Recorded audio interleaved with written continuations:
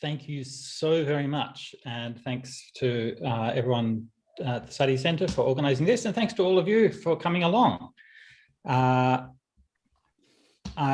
am speaking to you today from Harris Park, which is near Parramatta in Western Sydney. And this is the traditional owners of this land are the Pārāyanavagga people of the Darug Nation. And as is conventional in Australia, we always pay respects to the traditional owners of the land, past, present and emerging, and acknowledge their unceded custodianship of this land. So we are going to start a series of four sessions on the Pārāyanavagga of the Sutta Nipata.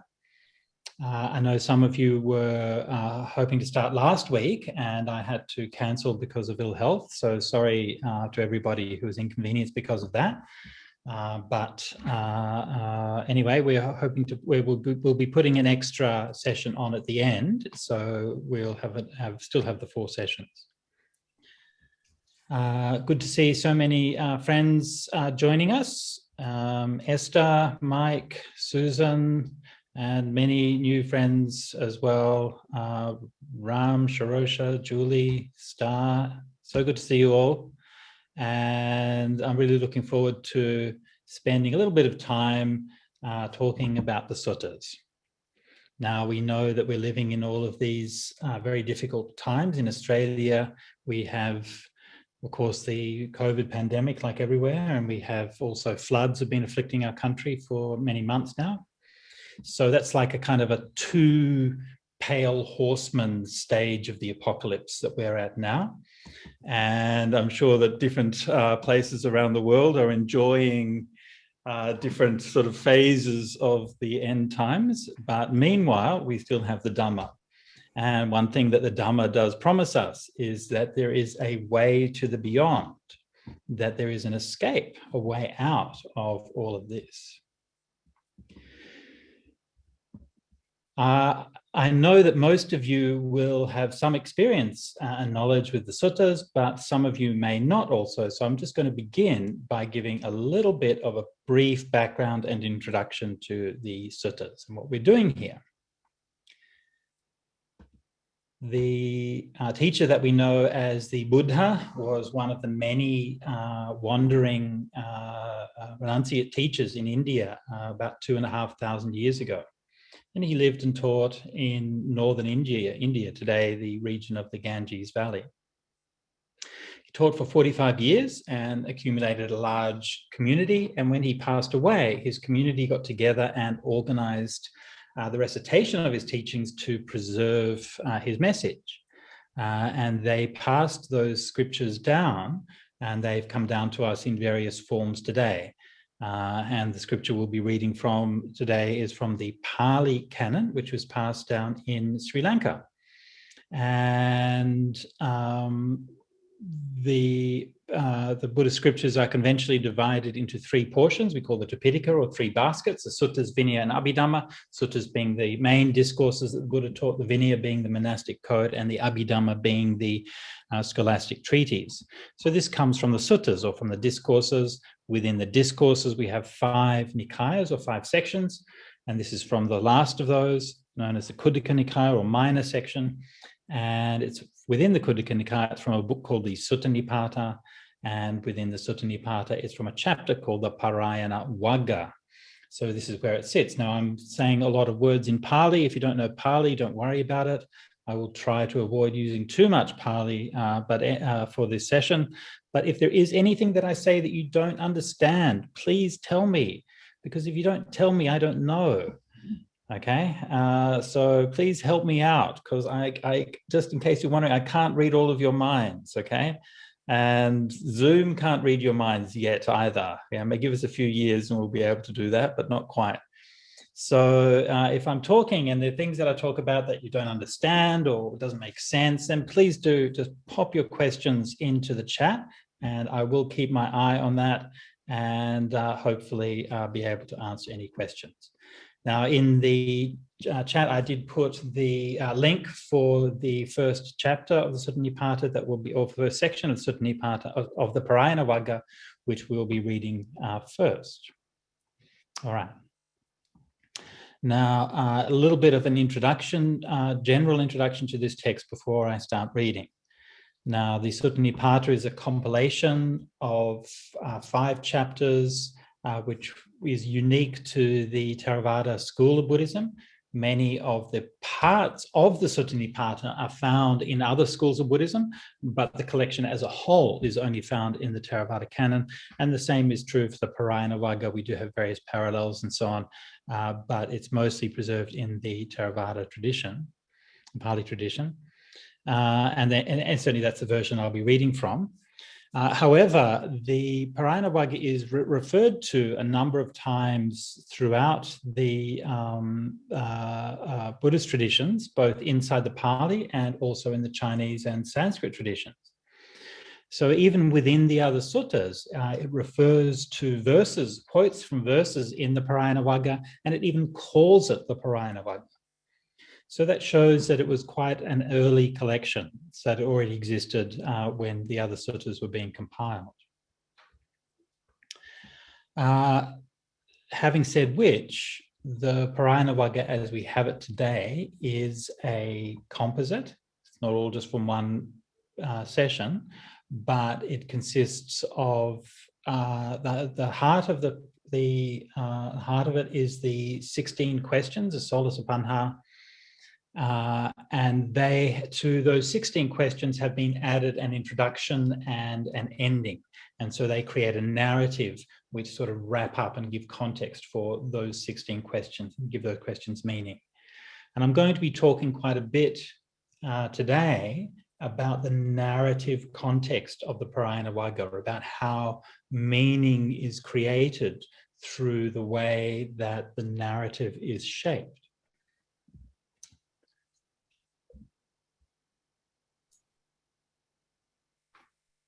Let's when I'm teaching suttas and I'm talking about suttas, I try to get to the actual sutta as quickly as possible, so we can read through the sutta and then discuss it rather than giving too much information up front. So what I'm going to do is I'm going to just share my screen, and then we can read through the first portion of the Pārāyanavagga. Okay, and let me see, it's going to work. Ajahn, may I ask a question? Yes, please.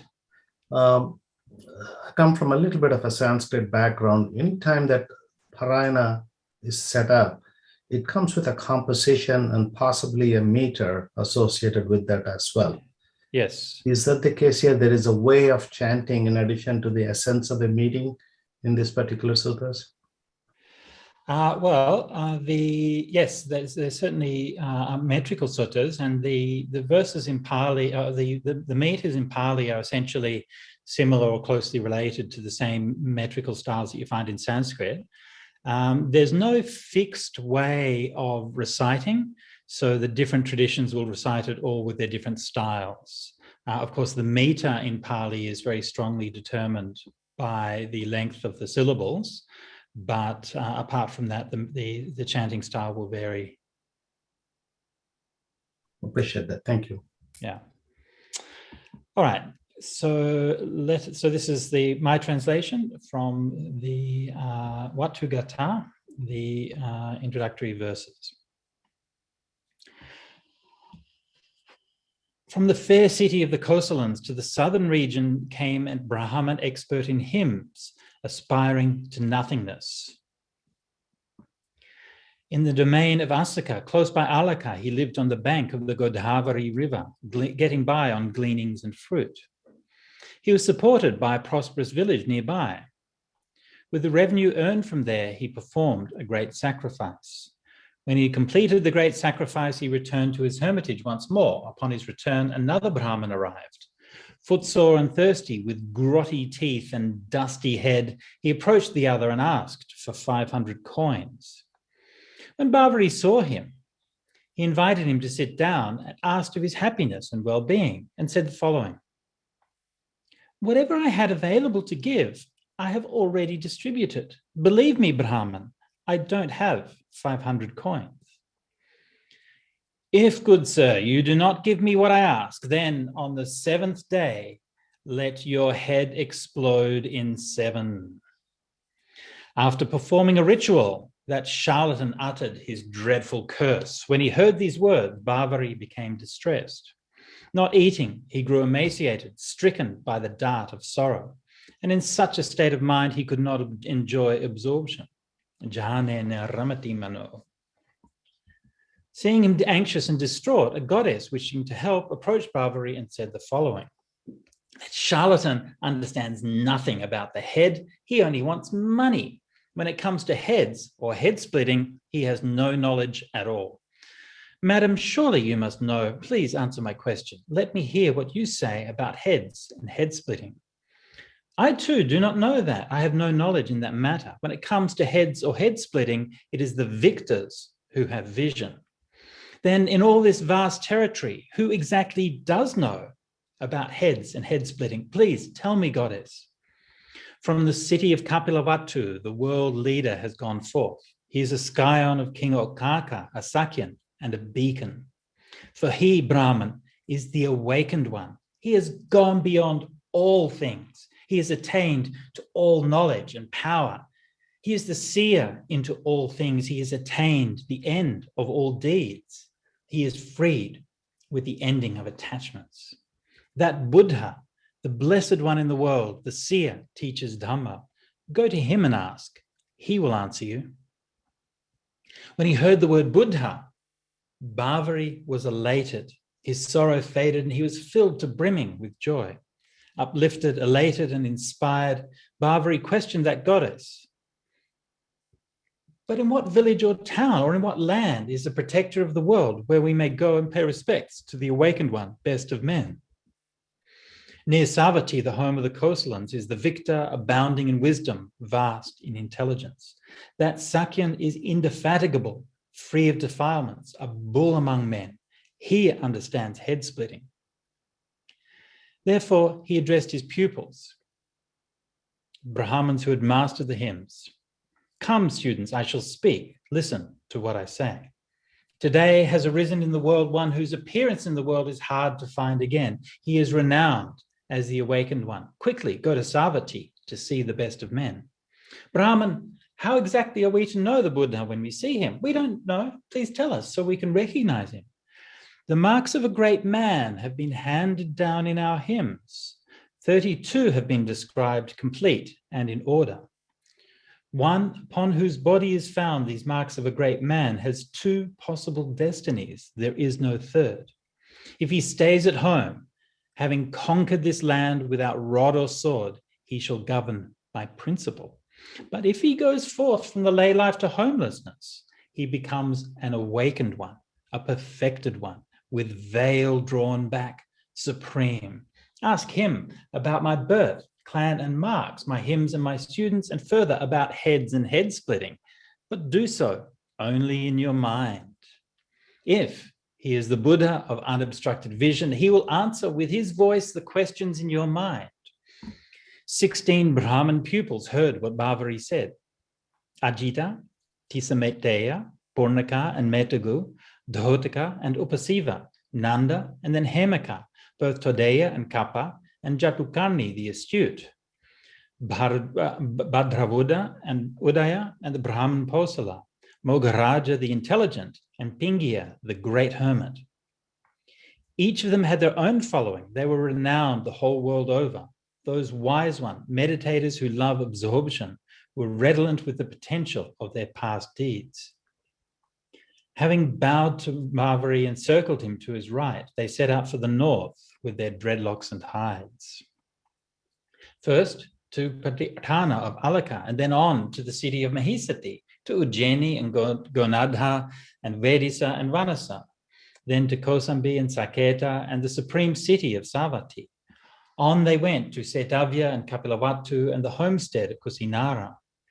To Pava they went and Bhoganagara, and on to Vesali and the Magadhan city. Finally, they reached the Pasanaka shrine, fair and delightful.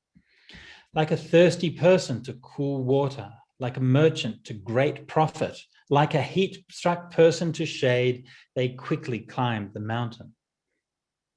At that time, the Buddha at the fore of the mendicant Sangha was teaching the mendicants the Dhamma, like a lion roaring in the jungle. Ajita saw the Buddha like the sun shining with 100 rays, like the moon on the 15th day when it has come into its fullness. Then he saw his body complete in all features. Thrilled, he stood to one side and asked this question in his mind. Speak about the Brahman's birth, of his clan and his own marks. What hymns is he proficient in and how many he teaches? His age is 120, said the Buddha. By clan, he is a Bhavari. There are 3 marks on his body. He is a master of the 3 Vedas, the teachings on the marks, the testaments, the vocabularies and the rituals. He teaches 500 and has reached proficiency in his own teaching. O Supreme Person, cutter of craving, please reveal in detail Bhavari's marks. Let us doubt no longer. He can cover his face with his tongue. There is a tuft of air between his eyebrows. His private parts are concealed in a foreskin. Know them as this, young man. Hearing the answers without having heard any questions, all the people, inspired with joined hands, wondered, who is it that asked a question with their mind? Was it a god or Brahma or Indra, Suja's husband? To whom does the Buddha reply? Bhavari asks about heads and head splitting. May the Buddha please answer. And so, O hermit, dispel our doubt.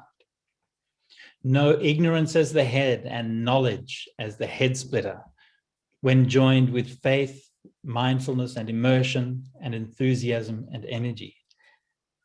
At that, the Brahmin student, full of inspiration, arranged his antelope skin cloak over one shoulder and fell with his feet to the Buddha's, fell with his head to the Buddha's feet. Good sir, the Brahman Bhavari, together with his pupils, elated and happy, bows to your feet, O seer. May the Brahman Bhavari be happy together with his pupils, and may you too be happy. May you live long, young man. To Bhavari and you all, I grant the opportunity to clear up all doubt. Please ask whatever you want. Yang Kinchi Manasichata. Granted the opportunity by the Buddha, they sat down with joined palms. Ajita asked the realized one the first question right there. All right, so this is the opening introduction for the 16 questions. Now, those of you who have read the Pārāyanavagga already will know that the tone and the manner of this introductory portion is quite different to what we find in the 16 questions. And it is universally agreed by scholars that this was a much later addition.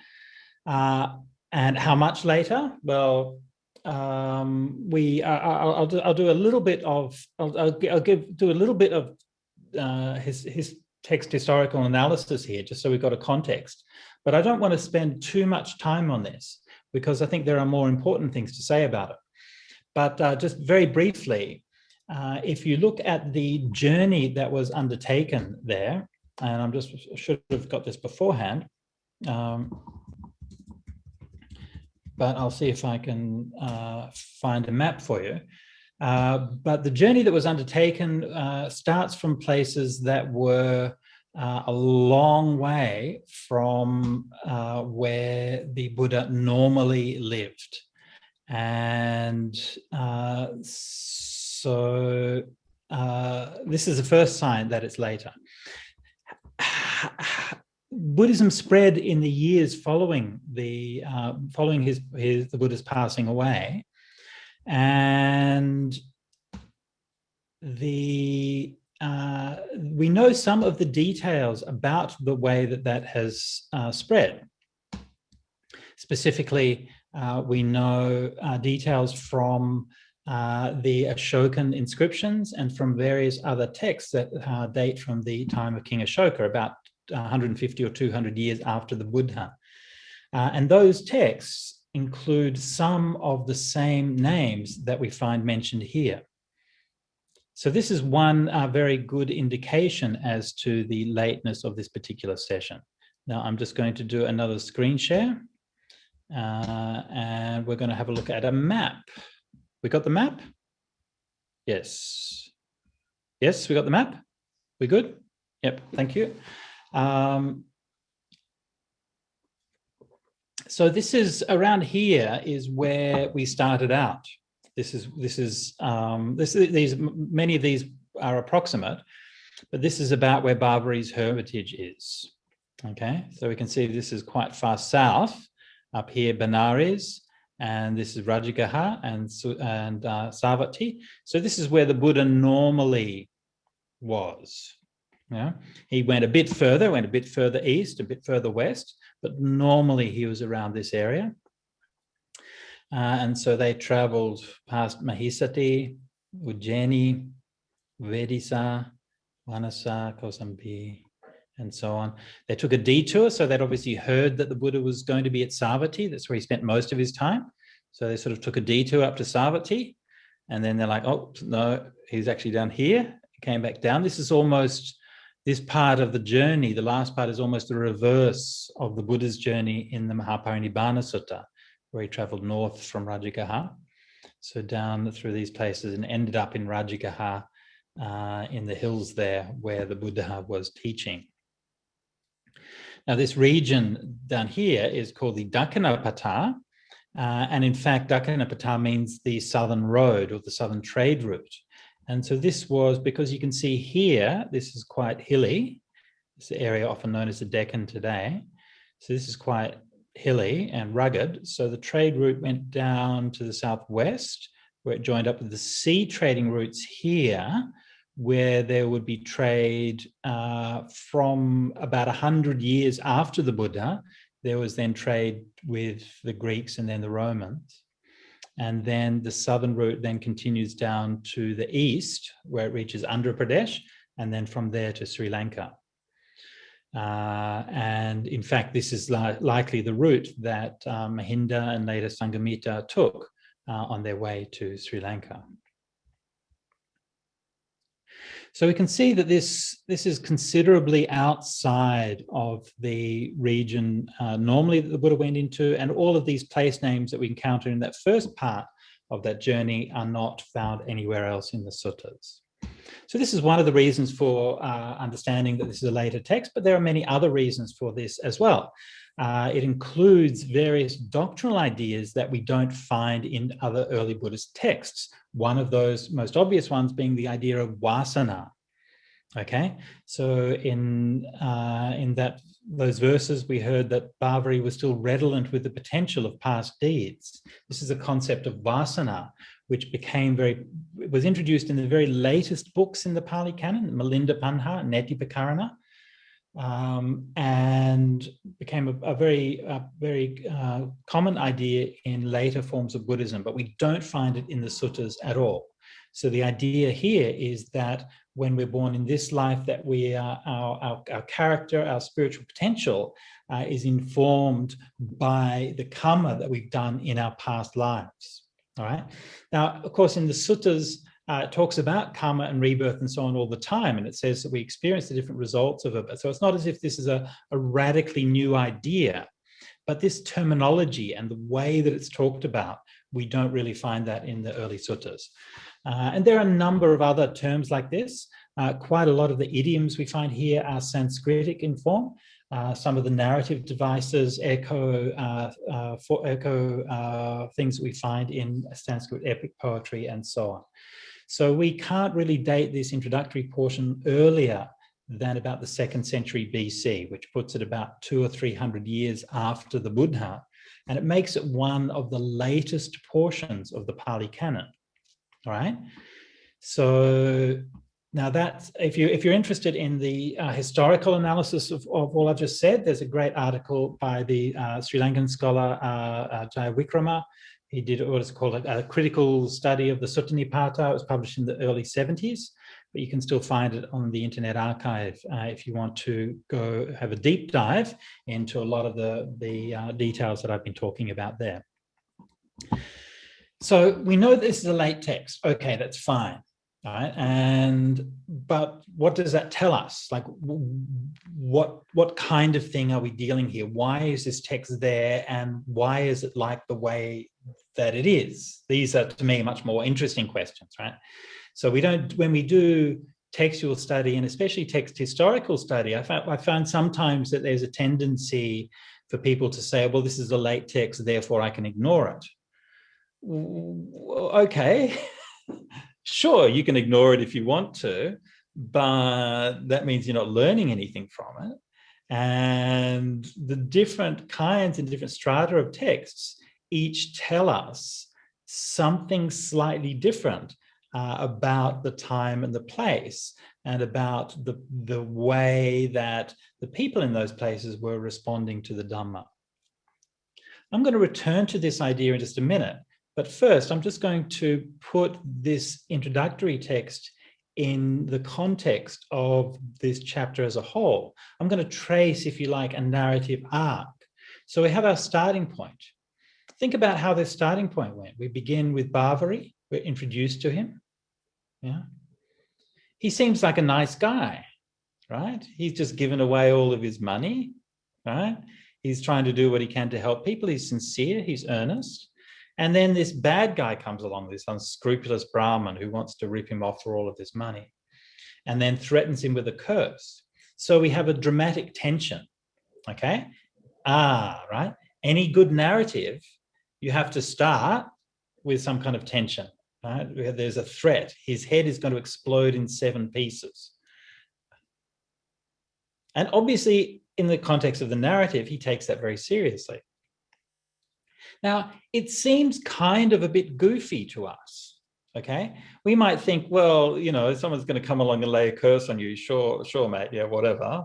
And we're not going to take it very seriously. But for most people, over most time, these things were very serious. And they weren't messing around. And when people make these kinds of curses, then it was felt to be very kind of powerful. Now, he can't solve this problem. I'm going to go into more of these details a bit later on. So he can't solve the problem. He can't deal with that himself. He gets help. This Devata comes to him. Nice, right? It's nice if you can get your own personal God to come to help you out with your problems, okay? Nice. And then his students also helping. So this is one of the things it's giving us here, is about the importance of community, the importance of spiritual friendship, right? All right. They go to see the Buddha, then they ask all of the questions. Now, the questions, when we get to those in the next weeks, they have a much more serious tone, much more, you know, we don't find that kind of mind-reading stuff and the marks and all of those kinds of things. It's much more straight Dhamma questions about meditation and living the best life and so on. It's elevating the discourse, yeah? And then when we come to the final chapters again, we find that the discourse is even elevated still. It becomes almost quite transcendent by the end. And I think that this is a deliberate choice by the composer of the chapter. And I know that some commentators have tend to be a bit dismissive of the introductory, or it's late and it's a bit goofy with the curses and things like that. But to my mind, that's the point. The purpose of the narrative is to meet people where they are, to talk to people in terms that they would understand with a popular narrative, and then gradually to lift them up to a place of transcendence. And I think that this whole narrative was very, very carefully designed specifically to do that. It reminds me, in fact, of the monument at Borobudur. And I don't know if anybody here has had the chance to visit Borobudur on Java. Has anyone been to Borobudur? If you can, you should go. It's really amazing, really stunning. And what they do in Borobudur is something like this, that you have these different layers and you're supposed to walk around the layers, okay? And each layer has panels in the side that tell stories. And in the bottom layer, it's all like Jataka stories, like folk tales and morality fables and things like that. And then as you go up, it tells the life of the Buddha. And then as you go up, it starts expressing more abstract and profound philosophical ideas. So actually your journey of walking around is taking you on that whole spiritual journey, which is encapsulated in the artwork there. And I think this story is doing something, the Pārāyanavagga is doing something similar. It's starting out with a popular level narrative, and then gradually it's building you up to a more transcendent finish. Which again begs the question, why? Why is it doing this? Why set something so far away? Clearly, that whole introduction, we're not going to take that literally from a historical point of view, but why is that there? Then it seems to me that this is a conversion narrative. Right? This was a narrative that was designed precisely because it was about introducing Buddhism to those faraway lands. And so typically what happens when Buddhism spread to new countries, especially after the time of Ashoka, that you would develop a mythology that would make some connection of your place with the Dhamma, which would backdate your connection with the place to the time of the Buddha. So usually either the Buddha himself visited that place, or maybe one of the Buddha's disciples visited it, or something like that. So in some way, you're making that connection. And so I think this is an early example of a conversion narrative, which I think makes the whole spectrum of it actually really gives it another layer of interest. Now, when we think of it as a conversion narrative, right, then it starts to make sense, because the curses and these kinds of things, you see, in much of the world still today, like holy men, like monks, right, or wandering Brahmins and things like that, they're not necessarily, they're a bit scary, right? Because you can do stuff, mysterious stuff, and you've got to keep on the right side of people. Otherwise, you never quite know what's going to happen to you, And people will always kind of project things onto you. So if you arrive in some place as a bhikkhu, people will always project things onto you depending on what they are conditioned by. So when, for example, I arrived in New York and I'm traveling on the train on New York, and people see me, they'd go, Avatar. That's what they think of, Avatar. The comic, anime, something, anyway, whatever. And they're like, so they're like, oh, I'm going to be doing kung fu or something like that. I'm like, yeah, no, sorry, I don't, I don't know kung fu. So it's a similar kind of thing. So this genre of literature would reach people where they are at, and it's part of that message is about showing them actually, you don't have to be scared, because the Buddhist monastics are not going to be like that. We're not going to be making curses and all of these kinds of things. So this is just giving us an initial perspective to try to understand that kind of narrative arc of the Pārāyanavagga as a whole, and why it begins such a profound series of questions with an apparently slightly popular or a bit weird introduction. So I'm just going to check the chat, see if we've got any questions so far. Oh, thanks. Julian has given us a link to Jayawickrama's article. So if you,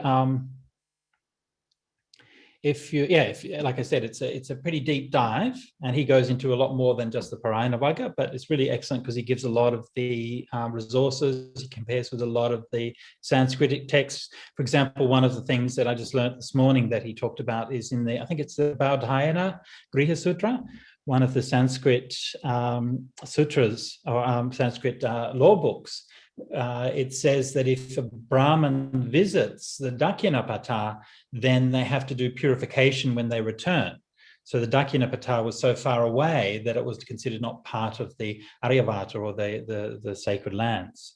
So that's this is again this idea that we're heading into unknown territory. All right. Let me come back to the sutta itself and go in a little bit more detail in the introduction text. Okay.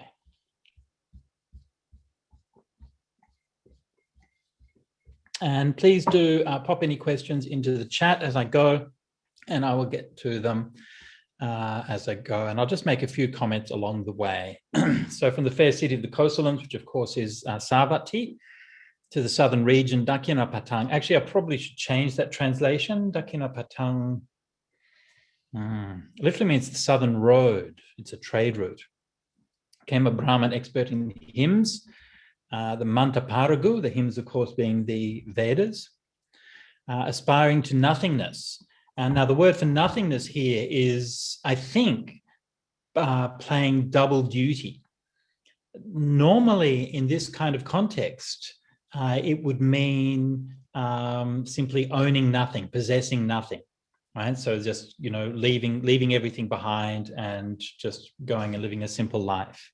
But we also find that a number of the questions revolve around the meditation attainment of the dimension of nothingness, the akinchanyayatana.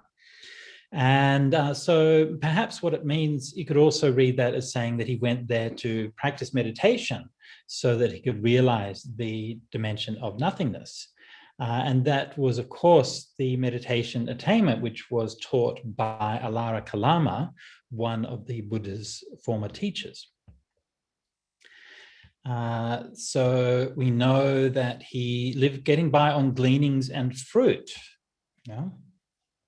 So he's living a very humble life. So he's living a life. See, this is throughout the suttas, the Buddha and the Buddhist texts depict like a true Brahmin as being living a life of simplicity and renunciation, which is not unlike the lifestyle of the Buddhist mendicants.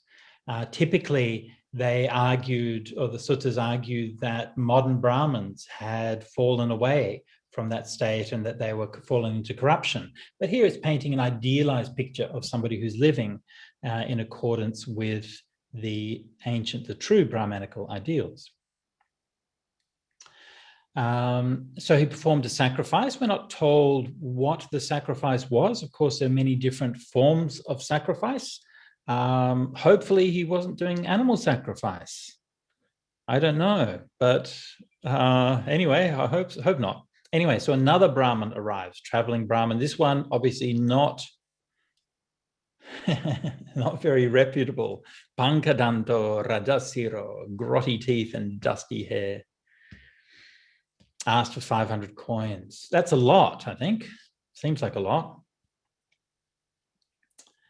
So not getting what he wants, he then threatened him with splitting his head in 7 pieces. This threat it's a standard threat, and did actually happen in one of the Upanishads, where somebody got this threat and it actually happened and their head exploded in 7 pieces. So no idle threat is all I'm saying. Now, in a way, like what this is setting up is, because this is a kind of classic kind of Buddhist way of revaluing and reinterpreting ideas from a Brahmanical tradition, right? So, in this context, clearly it means like a physical curse that's going to explode your head into 7 pieces. But when it gets to the Buddha, of course, he reinterprets it and says, well, this is ignorance. Yeah? And so we're going to, ignorance is the head because the beginning of dependent origination. So we're going to get rid of ignorance instead. So this is a typical way that the Buddha would reinterpret these things. So Bhavari became very distressed and emaciated because of this. And this, this is not an unrealistic description.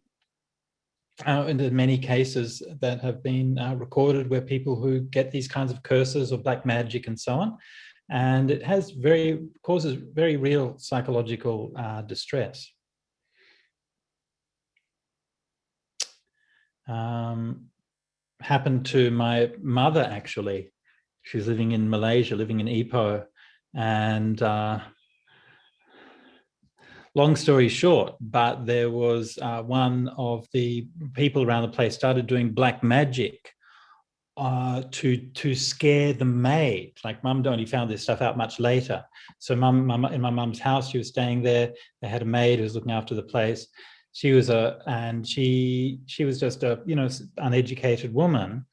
And so someone from the local area started doing all this, like what they call a bomo, started doing all this black magic, leaving these things around the place and icons and these kinds of things, specifically to try and scare the maid. Why was he doing that? So that he could coerce her into giving her the key to the place and then steal stuff from the house, which they then did. So this is where it all came out in the court case.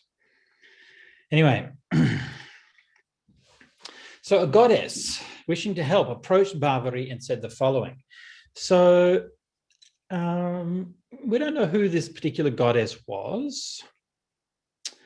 Barbary was in this extreme of distress at that time. Maybe it's not unheard of that people might have some kind of breakdown, some kind of hallucination, right? Maybe he was hallucinating this goddess. Possible.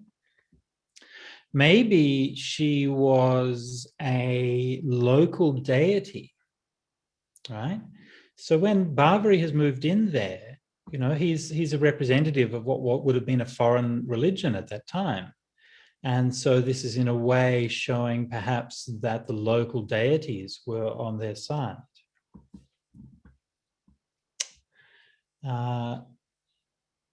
So she tries to console him, but she also admits that she doesn't know about heads and head splitting. Again, a standard part in the kind of the Buddhist rhetoric when it comes to relating to other kinds of religions, especially theistic religions and so on. The Buddha wasn't interested in trying to deny the existence of gods and so on from other realms, but he just said that, well, they don't really know what's up. They don't really know the answers to the problems that matter. So again, this is a standard Buddhist rhetorical device. It is the victors who have vision. Interesting choice of terminology. The victor is more commonly used as an epithet for Nigantanataputta, who was the founder or the leader of the Jain community. Jains, with the word Jain meaning the followers of the victor. But Jina is also used more generally and is used for the Buddha as well. So this deity knows about the Buddha, the world leader, Lokanayaka, a scion of King Okaka. Interesting that she introduces this idea of lineage here. King Okaka is the legendary founder of the Solar dynasty of kings in ancient India. His Sanskrit name is the Ikshvaku, and the Ikshvaku dynasty, there's sort of two major royal dynasties, the lineage of the sun and the lineage of the moon. And the Buddha's family is said to be descended from King Okaka and the lineage of the sun. Then the Deva offers these verses of homage or praise of the Buddha. And so it's bringing in this devotional aspect. And as we'll see, this also is something which is revisited at the end. And I think this is something that's, clearly this is being deliberately introduced, right? This is a conversion narrative. And so the Buddha is being hyped up, the Buddha is being praised, is being exalted, is being lifted up. And I think it's really important to acknowledge the emotional content and the emotional perspective of these texts. These are not dry scriptures, and they're not just about some intellectual answer to a particular problem or something. It's about an act of commitment.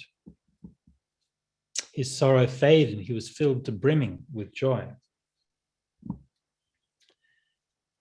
So the Deva recommends he go to Savatthi.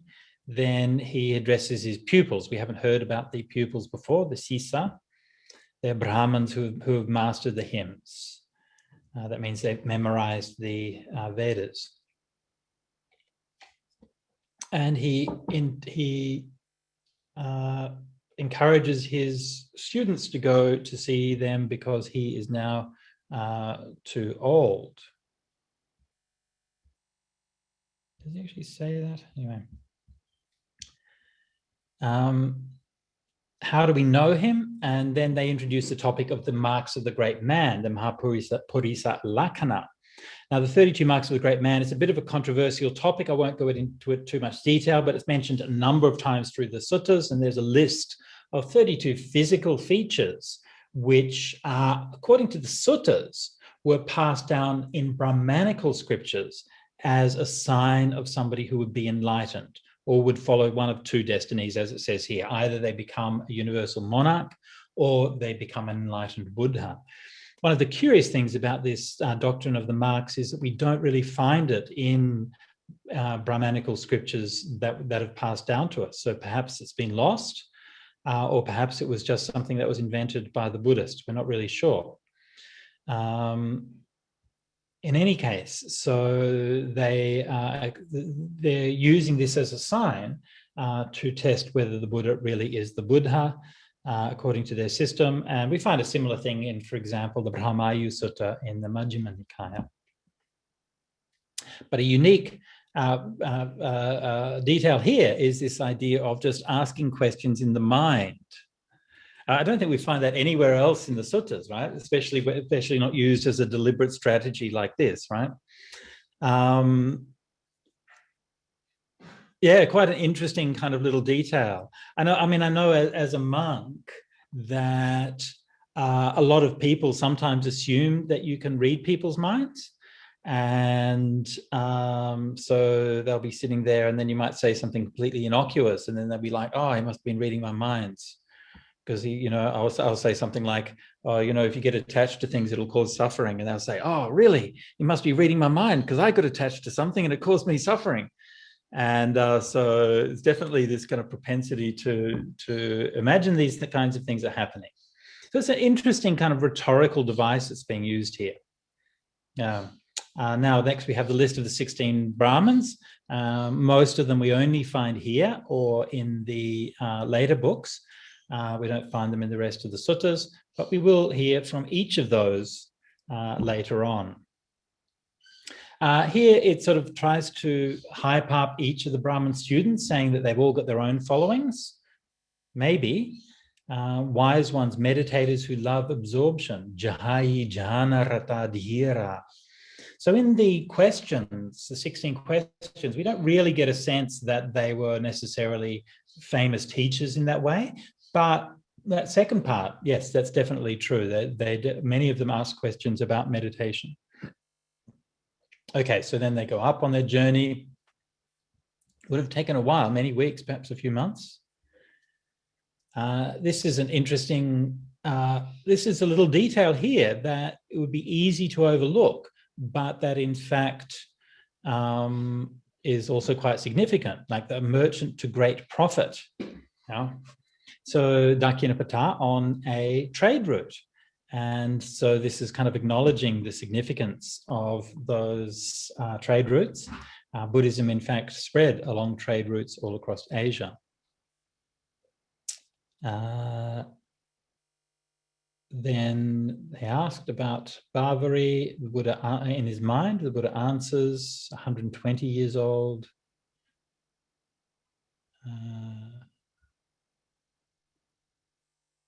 Everybody's wondering how can we be asking these things. So I won't go too much into all of these details.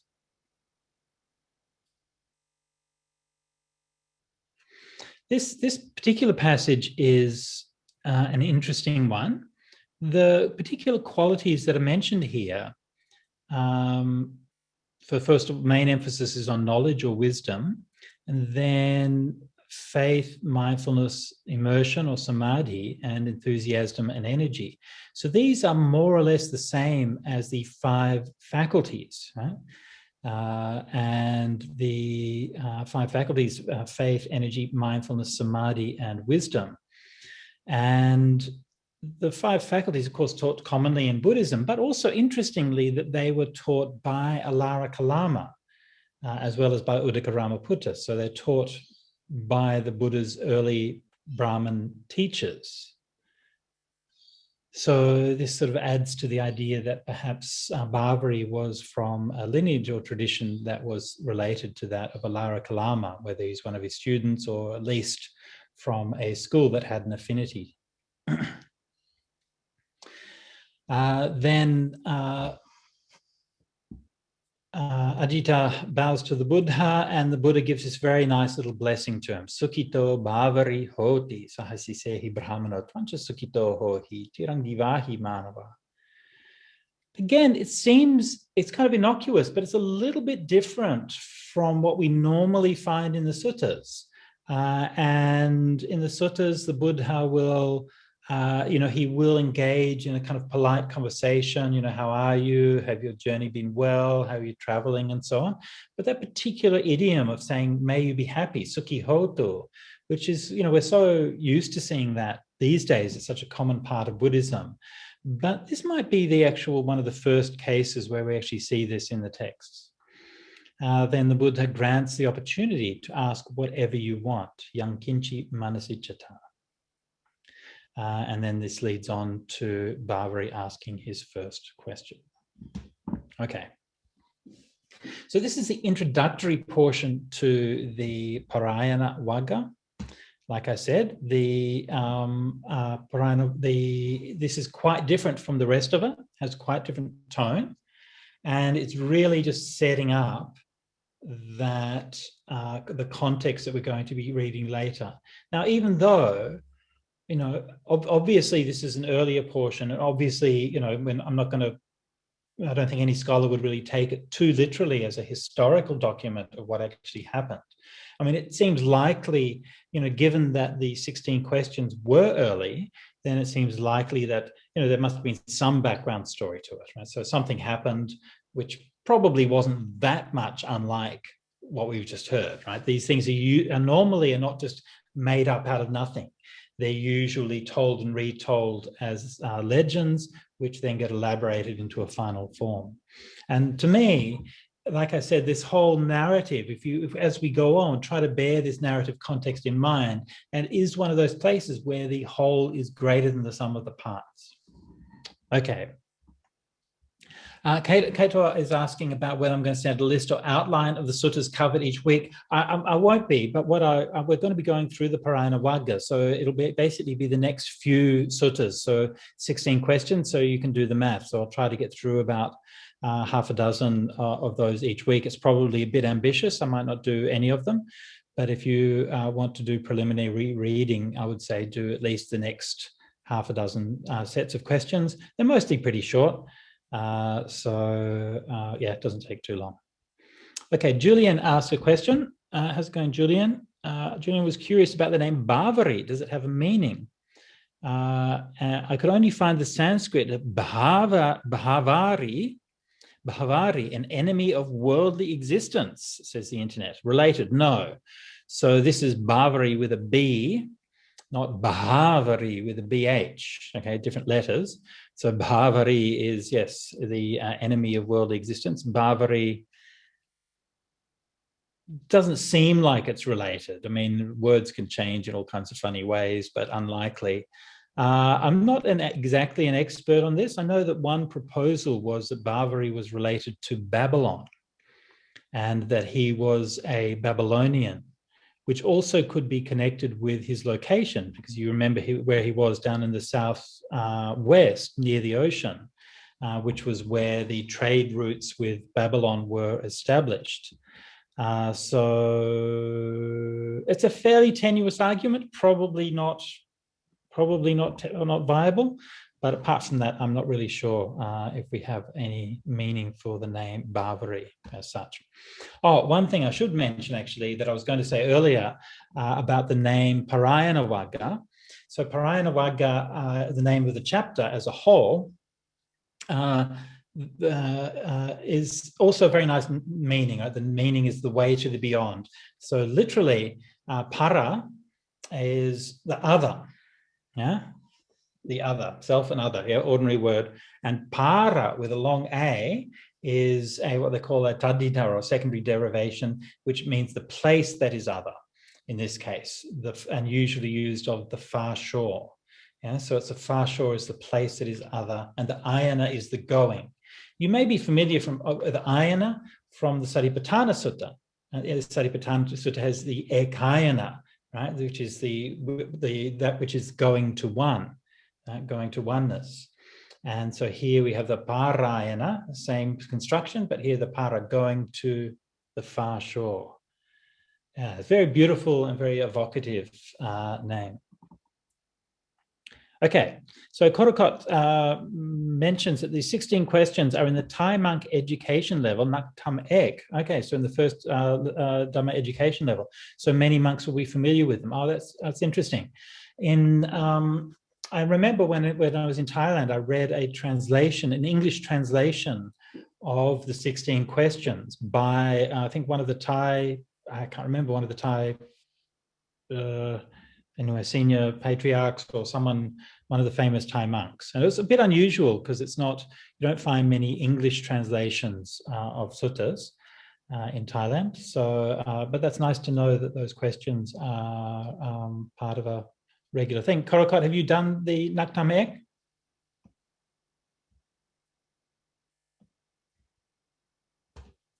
I might get an answer from him. He has, okay. How was it? Sorry, getting a bit off topic here. It's a bit difficult, yeah, but fun. Good. Well, anyway, I'm glad to see you keeping it up. Good. So we're heading towards an hour already. Seems like no time. Does anyone have any final questions before we break up for today?